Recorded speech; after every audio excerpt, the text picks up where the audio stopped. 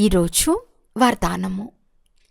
స్నేహం అనే బాణం ద్వారా స్నేహంతో గాయపరిచే స్నేహము మరియు ప్రాప్తి సంపన్న లవ్లీన్ ఆత్మాభవ.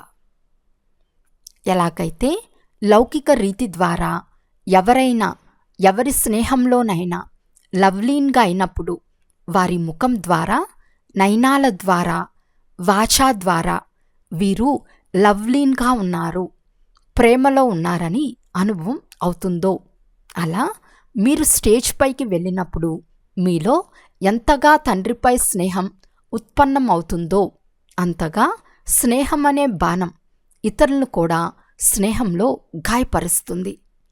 ఉపన్యసించేటప్పుడు దాని లింకును ఆలోచించటం, పాయింట్ను రిపీట్ చేయటం, ఈ స్వరూపం ఉండరాదు. స్నేహము మరియు ప్రాప్తుల సంపన్న స్వరూపము, లవ్లీన్ స్వరూపము ఉండాలి. అథారిటీగా ఉంటూ చెప్పటం వలన దాని ప్రభావం పడుతుంది.